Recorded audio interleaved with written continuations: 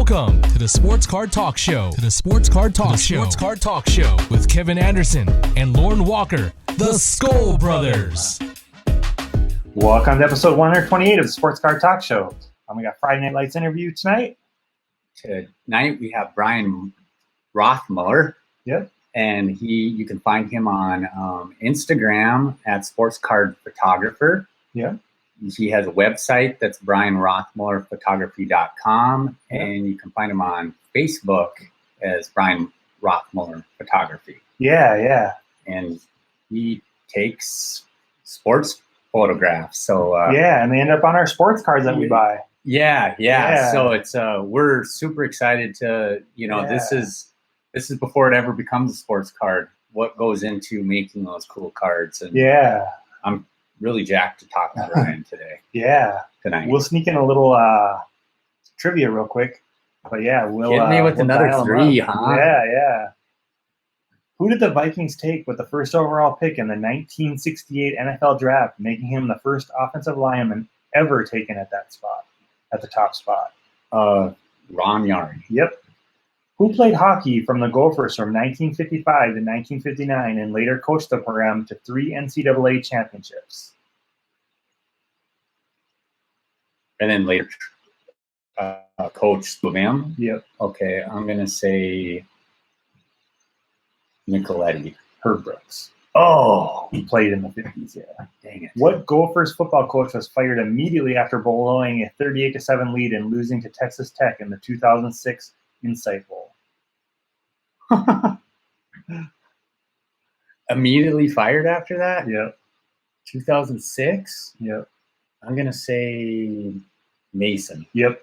Woo. Twins pitcher Dave Boswell won 20 games in 1969 and also got into a fistfight with the Twins Twins manager outside of a Detroit bar?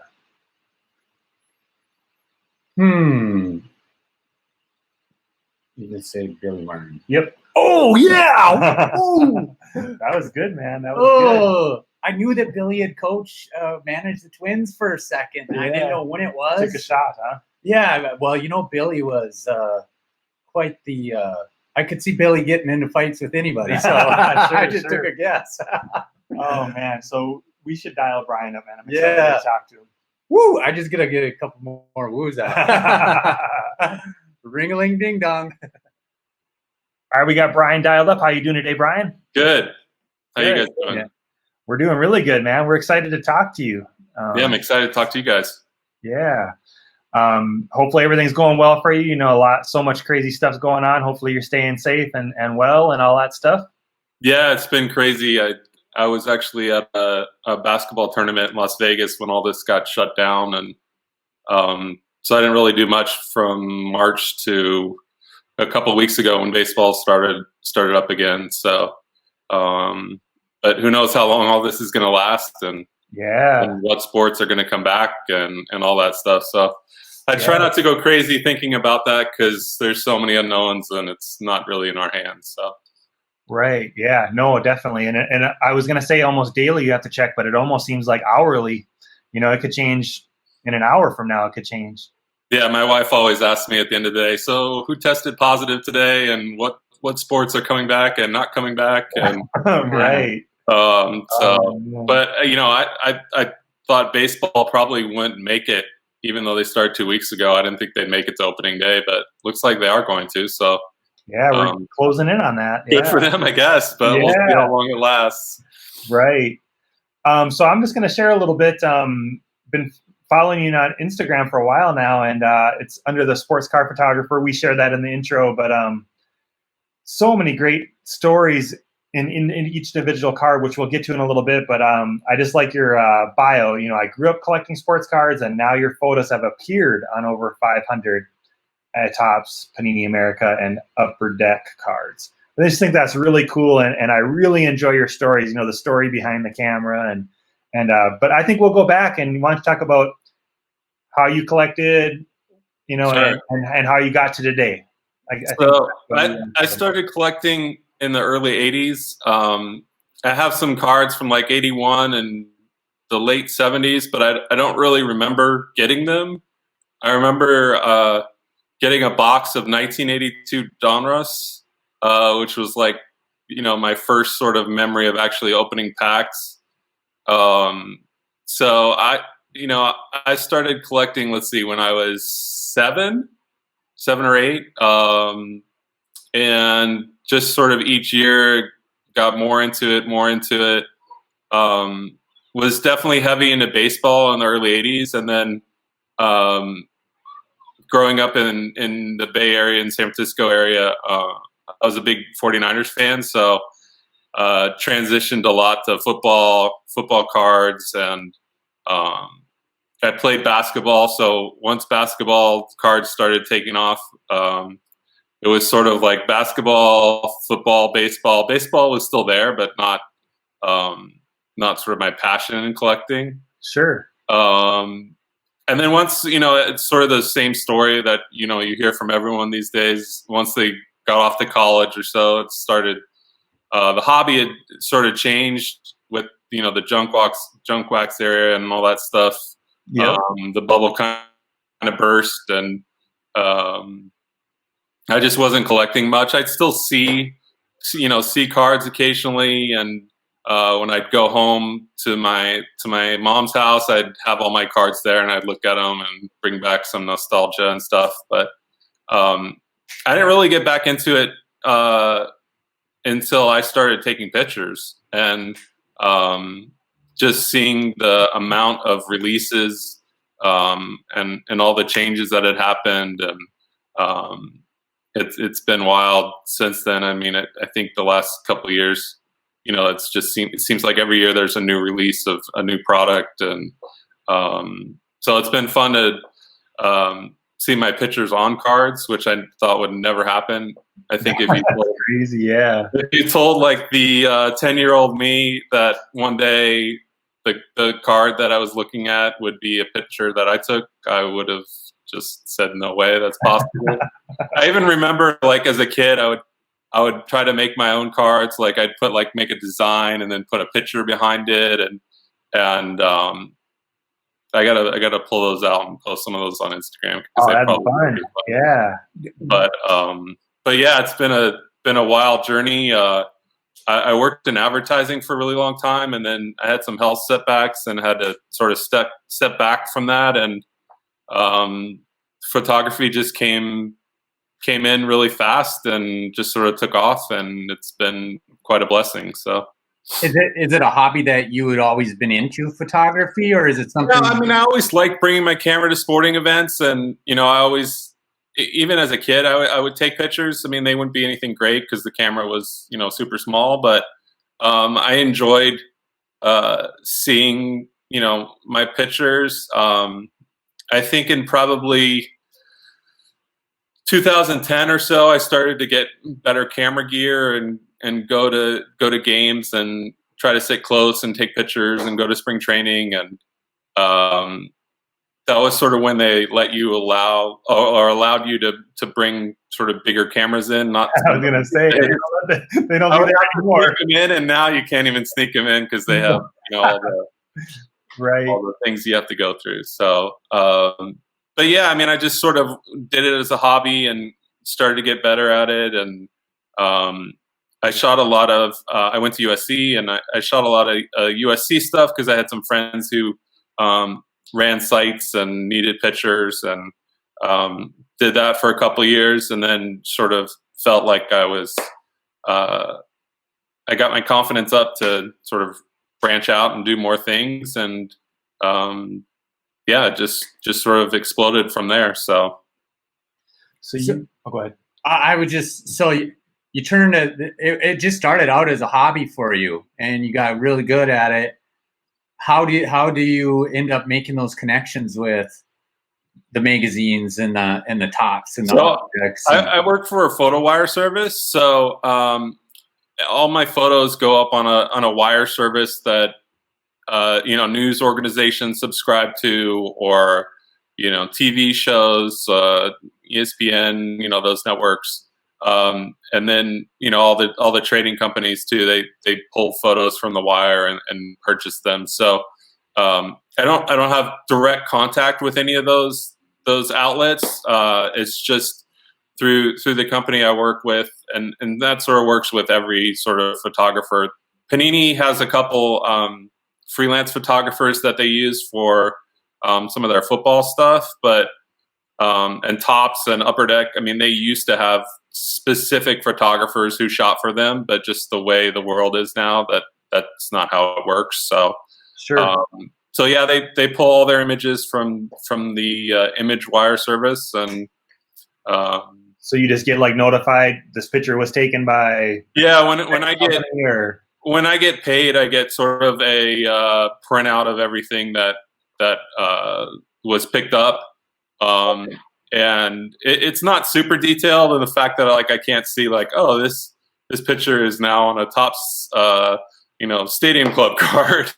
Sure. I wish it was that easy, but but Tops bought it, or and I know pretty well the pictures I take and the games that I shoot. So if I'm on eBay or a new release comes out or something, and I'm looking at the cards, I know, oh, hey, I shot Fernando Tatis last year wearing that uniform. It's at Dodger Stadium. Like, that looks like my picture, and then just sort of cross-referencing and be like, oh yeah, that is my picture. So nice. I will say too, I'm gonna give you the Instagram thing. You got to go look it up. Got to go check out this site, man. He does the behind the camera and tells you about it. It's so cool, man. And I really enjoy that aspect of it. Yeah, I thought it would be interesting. It just sort of came to me one night when I wasn't sleeping, and I like got up and in my insomnia just wrote a bunch of stuff, and I was like, oh, it's kind of interesting. Like it's interesting for photographers to sort of get the inside look if they're wondering how that works, and also for card collectors, when they see a photo, they probably have no idea what went into that photo and what the photographer was thinking, or that sort of stuff. And I just thought it was a good blend of two of my hobbies in one, and it's sort of taken off since then. So it's been fun. Not to mention when you type in the equipment you're using and seeing the dollar. Yeah, I thought that would be interesting too, because I mean, card collectors probably like, oh, I have no idea what that means, but photographers will look at it and they'll be like, oh, okay, so he's using this. And I know, like, when I was first starting off and photography was more of a hobby, that would be the first question that I would wonder is like, oh, well, what were your settings? Like, what camera were you using? What lens were you using? Just to get a better feel for how far away I might be from that, being able to do that. So yeah, I found it really interesting. I have a real casual enjoyment of the hobby. I know enough to get myself into trouble where I'm like, I have no idea what I'm doing, but I like going to do it. But when you do that, what camera you use, what lens you use, the settings you used manually, and like, yeah, you're not going out and putting in automatic mode. No, you're doing your shots. Yeah, I started there though. I mean, everyone sort of starts there, and then absolutely, since then. Lorn and I were talking about it, and we were talking about the settings, and I'm like, man, we're just hoping to get a good picture of the picture you took. Right. So it's fun reading the settings you used. Yeah, Kevin understands that stuff, and I'm just, to me, it's Latin to me. Yeah. Because if I can't take it with my smartphone, I'm lost. We also mentioned in the intro, your website and Facebook and some of the other places they can find you. And I have your website pulled up and some baseball, baseball happens to be the one, but some magazine covers. So if you don't mind, I'll pull that up and we'll just kind of through those. It's so most of these were shot last year, either at Dodger Stadium or Angel Stadium. Vladdy actually got called up, I think maybe 3 days before they were supposed to play the Angels. And then, of course, the day that I went, he did not play that day. So that picture is actually shot when they played the Dodgers, Dodger Stadium. They played them in interleague last year. So. Oh, okay. Yeah, I just think it's really cool. And it's got to be kind of a weird feeling when you see it. Yep, that's mine. Yeah, it's funny because a lot of people are like, "How do you know that that's yours?" And I just know. I mean, it's like I look at it and I'm like, okay, that looks like something I would take.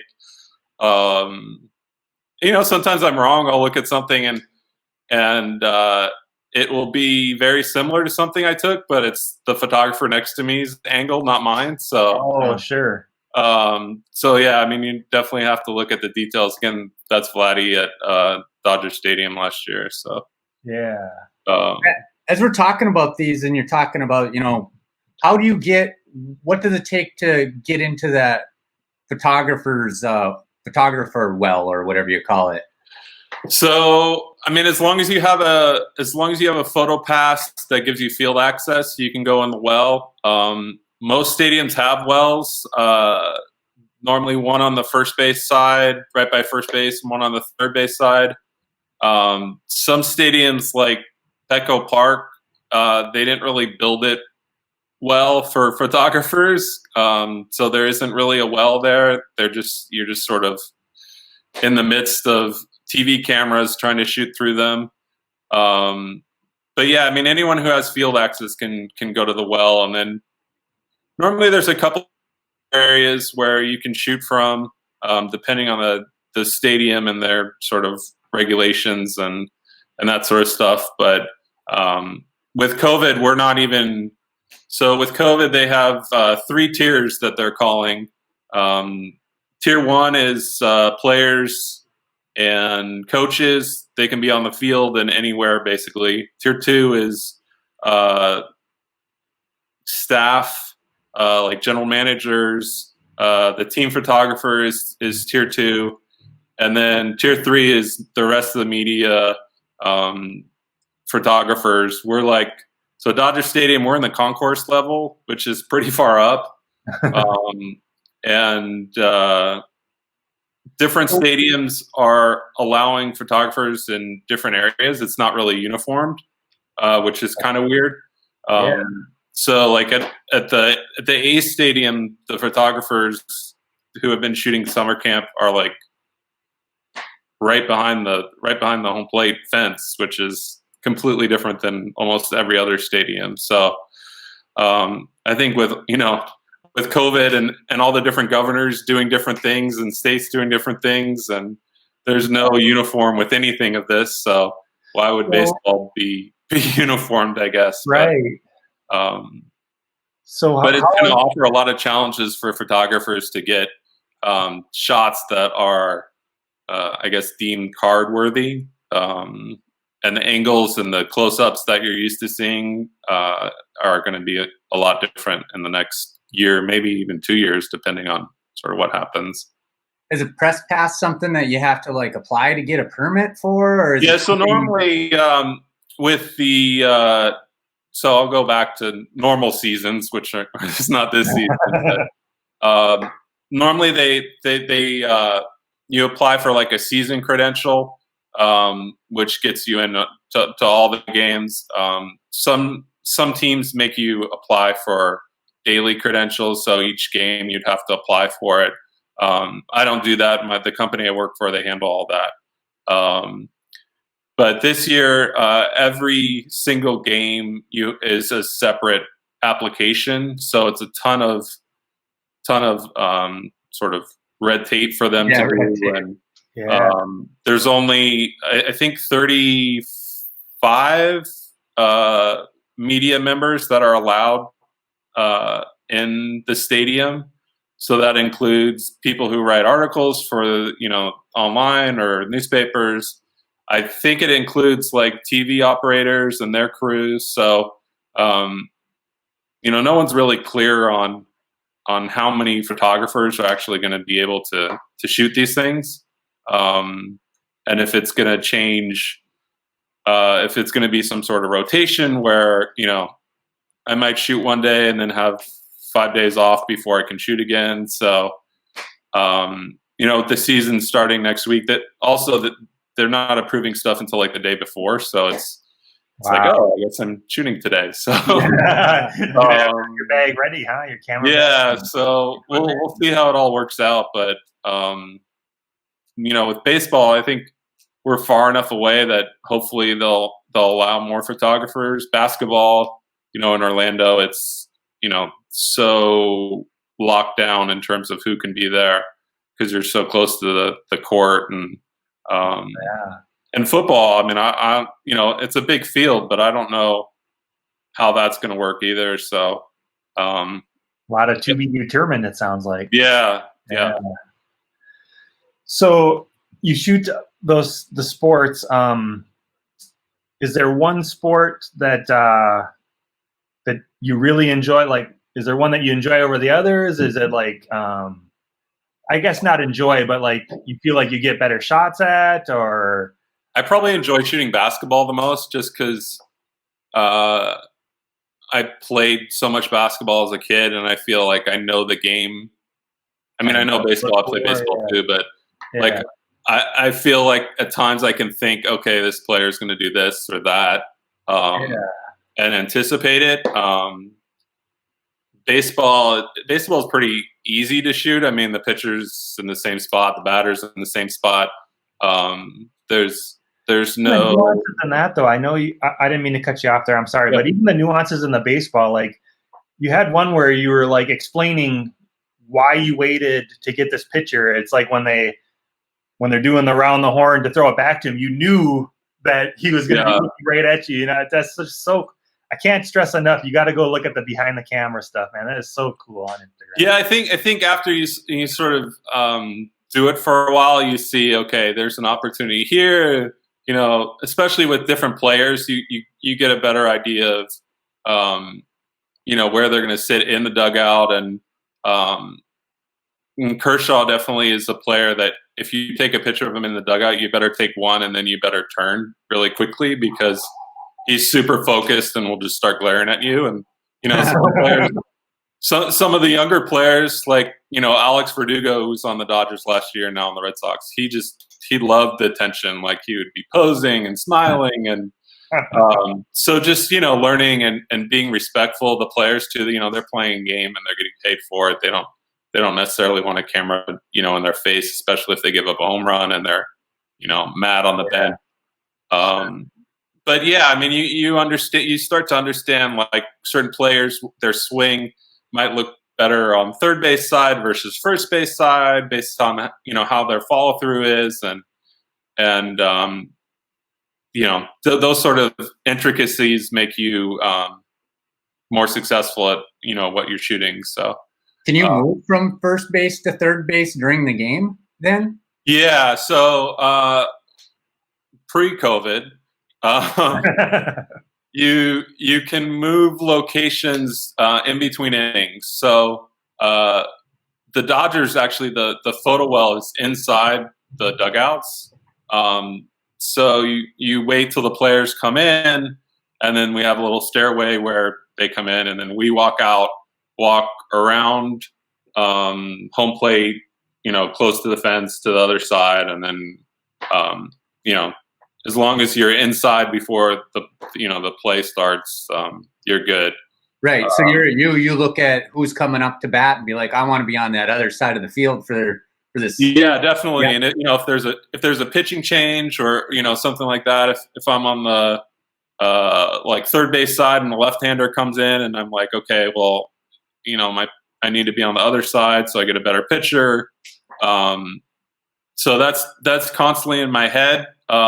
Sometimes it's too much in my head. I'll overthink things and be like, okay, so Fernando Tatis is up 5th in this at bat. I should go over there, or should I stay here? And normally, when you get in that sort of mode, you end up missing what's right in front of you too. So yeah, you start trying to micromanage the game. Yeah, get in the manager's heads and stuff like that. Yeah, that's awesome. But with pitchers, like with young pitchers, I shot Dustin May's debut last year, and that was pretty much my focus for the first couple innings. Like I'm like, okay, I need every single angle I can get of him because there's no pictures of him in a Dodger uniform yet. So there's games like that where that's just my main focus. Obviously, if it was like a playoff game, I couldn't just focus on him.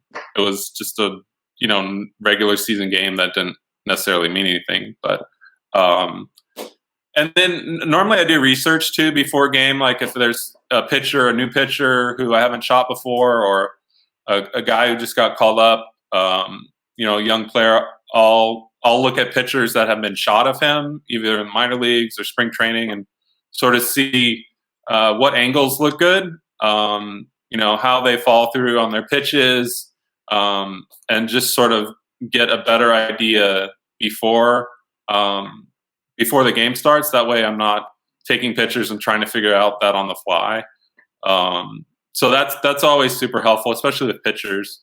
And batters, you know, if they wear that face guard that a lot of the young players wear now, you know, if they're a pull hitter, you know, I want to be on third base side. If they're more of a slash hitter, I want to be on the other side. So just sort of, you know, the more you know the game too and the players, that gives you a huge advantage over someone who just, you know, there's some photographers who don't like sports, who shoot sports, which blows my mind. But yeah, you know, I try to get all the advantages I can, and you know, I follow a lot of the young players in the minor leagues. So when they get called up, I'm always like, okay, this guy just got called up. I need to, you know, make sure I get a bunch of him. And yeah, the Dodgers the other night had Joshua Gray. I think he's one of their like top 3 prospects. He's a pitcher. He's a young pitcher, and he threw in their inter squad game, and a lot of the photographers had no idea who he was and took one picture of him. And I took like 20 pictures that I posted. I was like, okay, he's got no pictures in his Dodger uniform yet. There's really nothing else for me to get. So just knowing those sort of things, I feel like I get a little advantage. And, you know, it's competition, and, you know, there's a lot of great photographers out there. So any sort of thing that I can get to give myself an advantage, I try to do. Man, the way you're talking, I'm going, you're going to turn this, what you've turned into a hobby, into a job. You're going to turn like the scouting that you do into your pictures into becoming a scout or a general manager. Yeah. Yeah. So getting back to your question that you were talking about, like, what's my favorite sport to shoot? It's probably basketball. And you know, again, it's knowing players, watching a lot of games. I shoot a lot of college stuff and high school stuff. So like Trae Young, I shot in high school, college, and the pros now. So it's fun to see those type of guys sort of progress. And, you know, like, you know, players, so you know that their go-to move is X, Y, or Z. They're going to, you know, spin this way normally, or, you know, so your camera's already thinking, or you're thinking, okay, I need to do this, I need to do that. And then knowing which players also have big reactions when plays happen. And, you know, if a player makes a shot, he might not react, but, you know, LeBron in the background might be flexing or doing, you know, something. So, you know, thinking like, oh, I need to go to him versus the other player, and just being aware of that. And how about like a person's shooting technique, or definitely, or strong hand or offhand, or so like Lonzo Ball, he's got like the ugliest shot ever, and he shoots over his like head, kind of. Yeah. So it's really hard to get a good picture of him where you can see his face. So there's guys like that. I mean, for basketball, you're just in one spot. You don't move for the game. So opportunity, huh? Wherever you are is sort of wherever you are. Oh. Okay. But there's definitely challenges with, you know, guys' shots and how they put their hand over their face, and making sure that you wait long enough for that to sort of clear off to one side. And, you know, guys like Kawhi. So Kawhi came to the Clippers this year. I shoot a lot of Clippers games, and, you know, I've seen him play a ton. I saw him at San Diego State. He has no emotion, like none at all. Impossible to get a shot of him like smiling, or like even when he's dribbling up the ball up the court, he looks miserable. He's like, why am I here? So like guys like that, you know, they're super hard to shoot, and you just, you know, you get lucky occasionally. I think his press conference, he cracked a smile for like 3 seconds, and I just fired as much frames as I could, and I'm like, okay, I got it. He's going miserable the rest of the time. Oh, they asked him a question about like his fishing, like they went on a fishing trip or something, and if he caught anything, and he like smiled for a second. I was like, okay, I'm good. Yeah. But yeah, I mean, you can only make a picture with what the player is doing too. So yeah, some players are definitely more. A lot of the young baseball players like Acuna, Guerrero, Albies, Tatis, like they just are joyful and have so much fun playing the game. So they're easy to shoot. Like they just make your job.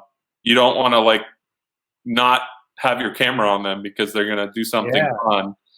You know, and then there's players who are more serious where, you know, you get a picture and move on, I guess. Sure. Say, while you were talking about sitting on courtside taking basketball shots, have you been like absolutely destroyed trying to take pictures on the courtside by players? I have two good stories. My wife reminded me of one of them the other day, and so I have one baseball story and one basketball story. So I shot the Pac-12 tournament a couple of years ago, and Arizona had like this little small guard who was like 5'10" and weighed like 150. And he went to save a ball and just ran right into me and knocked me backwards. I sort of saw it coming. I mean, you sort of have to, you know, brace yourself for a fall, make sure your gear's not going to get smashed and broken. Right. It still hurt. Like, I mean, even though he was 50, like, you know, having someone fall into you when you're not sort of completely braced for it. I'm sitting in a chair that's, you know, kind of flimsy, and so he knocked me over. We asked each other if we were good, and he said yes. And I got up, and I was like, kind of stretching it out. Everyone's like wondering if I'm okay. You know, you don't want to be like, oh yeah, that hurt. Yeah, right. And my buddy on the other side, he texted me. He's like, oh, that looked bad. Are you okay? And I'm like, yeah, I'm good. And I got run into at an NBA game, not straight on, but you know, knocked my feet up. You know, me back. It wasn't too bad. The worst that's ever happened is at a baseball game 2 years ago. I actually got hit in the face with a ball. Oh no! So I was it was Dodgers-Cubs game, and I was in the first base side photo well, which at Dodger Stadium, most of the wells, you're sort of lower than the field level. It's like cut out and you're down low. Dodger Stadium, you're like on a platform. So, and then below you, there's just sort of where the TV cameras are. So you can literally fall down. It's not super safe. Like you can fall down and like injure yourself. Right. And Tommy LaStella got up on the Cubs, and he was left-handed, and I was like focused on him, and he hit just a screamer, and it bounced like right before the photo well. Oh. And it bounced up and it hit me right in my mouth. Oh. And I sort of got knocked sort of sideways, and I was like trying to make sure my camera didn't fall. And one of my buddies grabbed like my monopod, so I was safe there. But instantly, like my whole face was numb. I thought like for sure I lost all my teeth. Like I was bleeding. Yeah. So the Cubs trainer came over with a towel, and they walked me through the dugout. And Javi Baez was like, "I hope you're okay." I don't even know what's going on. And they took me in the back, and I look at my phone, and it's on 1%. And I'm like, oh, great. So I text my wife. I'm like, I just got hit by a ball. Might have to go to the hospital. Phone's on 1%. Sorry. So then the EMTs came, and they're like, you have all your teeth. And I was like, oh, really? Like, I was surprised. But I had I had a cut on the outside here, and then I had a cut on the inside. Oh. So that it was bleeding pretty good. I mean, it sort of stopped, but it was still something I needed to get stitched up. So I think I got like 6 stitches on the front and 5 or 6 on the inside. Yikes. And then, my lip was all swollen, and, there was definitely that fear inside of me. Like anytime a ball was going to be hit to me, like, am I going to have this like normal reaction of just sort of shaking. But I didn't want to like wait too long to get back out there because I thought it would be more in my head, like the longer I waited. Yeah. So I think 2 days later I went to a game and everyone's like, "Why are you here? Like, your lips like messed up." Yeah. What's going on? And I'm like, I need to get back in it and just, rip the Band-Aid and get over it. So I stood in the beginning of the game, I stood in the same spot that I got hit at. I'm like, okay, this will be like the first like crossing of the, feeling better. And, I still get jittery occasionally if a ball comes at us. I mean, a lot of people get hit, not necessarily in the mouth like I did. Yeah. You can get hit in the arms and legs and you sort of shake it off. And, but, baseball's dangerous the way, how fast the ball's coming at you. You don't really have a ton of time to react.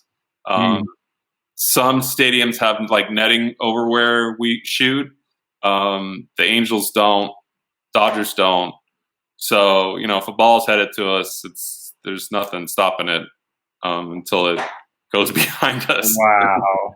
So. I feel like it seems like watching baseball games, you see a lot of like those line drive foul balls like go towards the media, the photo well kind of area, So yeah, I wondered if you had any. Yeah, when I was in the hospital getting stitched up, I was like, okay, this is a national broadcast game on ESPN. Someone had to post a video on Twitter, like I need to see this thing.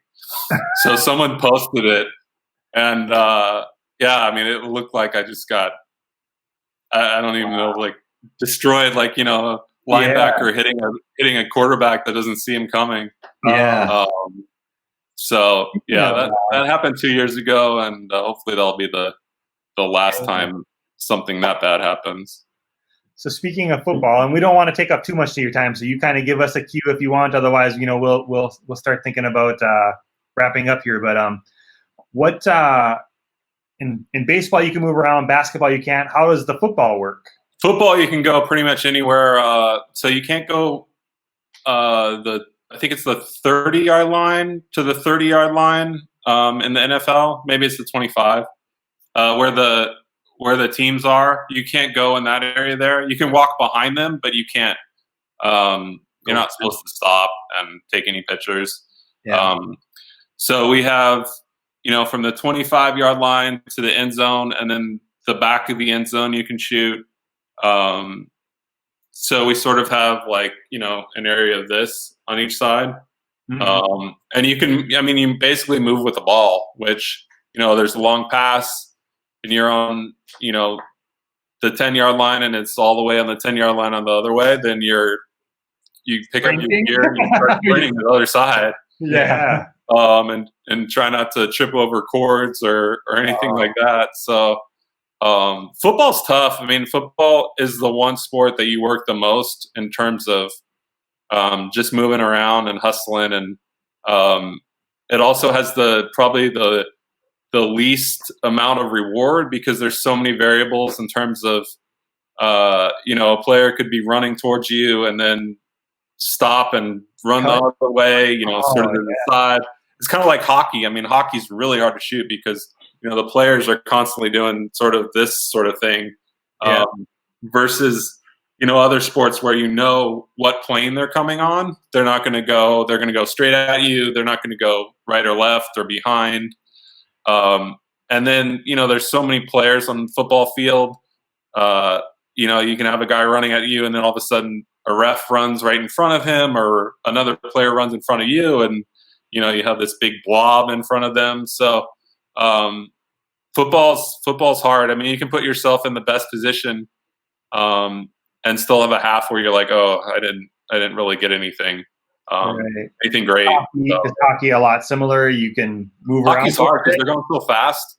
Even harder than football. Yeah. If you're shooting, so hockey you can shoot elevated, which means you're sort of where the TV cameras are. Okay. or you can shoot through this little hole in the glass.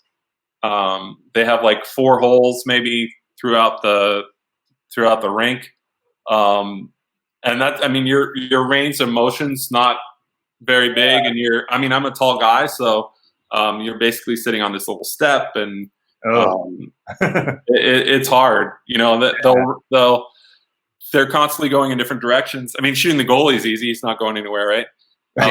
Sure.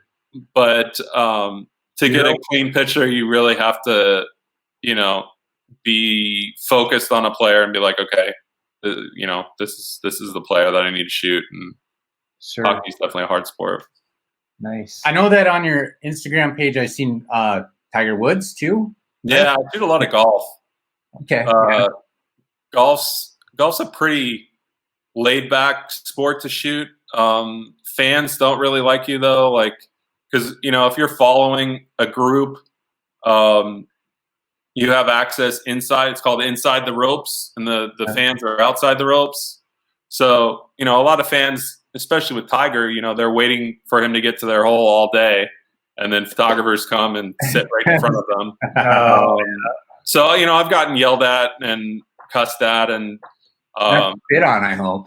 No. Oh, good. But it's best sort of not to say anything. And, you know, anytime I've said something like, "Oh, I'm sorry," like I'm just, you know, trying to do my job, that, you know, that doesn't go over well at all. And you know, a lot of these people have been drinking all day too, so sure. I just try to be like, you know, respectful of kids more than adults. Like if I see a kid sitting and I can move over, you know, a little bit and not block the kid and block an adult, like I'd rather do that. Because you know, kids are small too, so that, you know, they can't see over a lot of things. So but I mean, golf's exhausting to shoot. You know, normally if I shoot a golf tournament, I'm walking 10 miles a day, maybe. Yeah, I was wondering how many miles on a golf tournament.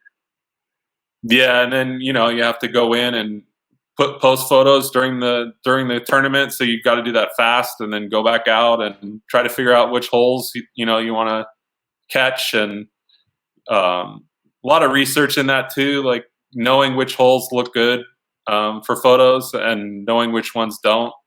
Normally a tournament, like I shoot the Torrey Pines tournament, and then there's one in LA, and there's a couple holes that I'll just stay there and let, you know, maybe 10 groups come through, because I know that that's going to be my best shot of that group for the day. And then try not to get caught in the Tiger madness and and have him or his caddy yell at you for taking a picture. So I have one more question. Did you have any more? No. I have one more question, then we'll kind of give you the floor to kind of, if you want to talk about something in particular. But I was kind of thinking about, as we're talking, have you ever, and maybe you've done it a couple times, have you ever taken a shot and you'd be like, this would make for a great card or a great cover, and it happened? And it happened? Yeah. Probably. I didn't mean to put you on the spot, because like you said, you had over 500-600 that's showing up on there. So yeah, I mean, there's definitely ones where I'll take it, and I'll, like, if it's a batting stance, and they'll the first card in the 2020 Series 1 baseball of Mike Trout, that's my photo. And when I took it, I knew it was a good photo because he hit a ball right down the line, and he's got that face guard, and it was sort of, he hit it, but he wasn't sure if it was a home run or not. So he kind of just took those extra seconds to look at it and follow it. So when I shot that, I knew that was like different than usual. So, but then there's some pictures I'll take and I'll be like, oh, this would be a great card. And it doesn't show up on the card. Like, why did they use that picture? Like that picture. I took a picture of Shohei Ohtani last year, and he was running the bases. And so when he gets on base, they give him these like mitt gloves so he doesn't injure his pitching hands. And then he's got like this robotic thing on his arm. He looks like some sort of, I don't even know, but like a soldier all suited up with all of his armor. And he was running from second to third, and he had like his hands sort of, and he was also, both his feet were off the ground. So it looked like he was sort of levitating. Oh, cool. And I just think that it's like a different picture that you don't see of Shohei anywhere, and it hasn't showed up anywhere yet. So I'll keep my eye on it. But there's stuff like that I'll take occasionally where I'll be like, oh, that would make a good card, and it does or it doesn't sometimes. So cool. Is there anything that you want to bring up that maybe we haven't covered? I feel like, man, we covered quite a bit, but if there's something, bring it up. Not really. You mentioned my Instagram handle. I also have a sports handle, which is Brotham_photos. So if you're interested in my actual photos, I post on there. I haven't been posting much with COVID, but hopefully if sports start up again, I'll post there. And people can purchase these. They can't purchase, so I can't sell photos directly. Because I don't have the licensing rights to do that. But yeah, I mean, occasionally, like if I take a picture of like a cheerleader or someone who's running out with a flag, at a football game, if they see it and they want it, I'll normally just send it over to them and let them have it, and not have them pay me for it. But yeah, no, I can't sell photos. But it just gives, people a little more insight into the photos they take. And and then on my sports card photographer, so I post posts on Tuesdays and Fridays. Those are the 2 days a week. And then normally once a month I'll do a contest. So I'm working on a contest with some Fernando Tatis cards that just came out that I'll give away to a follower. So that's about it. I did have one more question. Do they have awards for you guys that you not for cards? They have photography organizations that they do awards for, but I've never seen. That would be fun for cards to see. There's definitely brands like Stadium Club and I guess with Panini, like Luminance, I think that's how you say it, that are more like, okay, these are the photography-based sites. I mean, photography-based cards, like the best of the best. So I guess, if you use some of your photos on those, that would be some sort of recognition of like, oh, yeah, I'm with that group. So nice. Probably one other thing. So the one question I get a lot is like, what's the most random card that you have seen? Oh, okay. So I took a picture of LeVar Ball, Lonzo's dad, when Lonzo was at UCLA and LeVar just kept running his mouth about everything. And it was more just taking a picture of him because he was always saying something, and I knew that people wanted pictures of him to put on their stories. And then like a year went by and I saw that Leaf made a card of him, and he had signed like 50 of them or something with these like weird, inscriptions like, Lonzo's better than Steph. And like, so I have a story coming up, like probably in the next couple months about that card, but that's definitely the most random like card that I've ever had. So hopefully showing more of those on my Instagram will be fun to talk about. That would be a lot of fun. So we'll just bring it to a close. If you want to hang on 1 second, we'll just chat for another minute. We really appreciate you coming on. Go check them out on all of this stuff. We'll put links in the show description. Brian, we really appreciate it. Thanks, It's been Brian. awesome to talk to you. Yeah, it's been fun, guys. Thanks. Yeah. So that'll bring episode 128, Friday Night Lights interview, to a close. Skull Brothers out.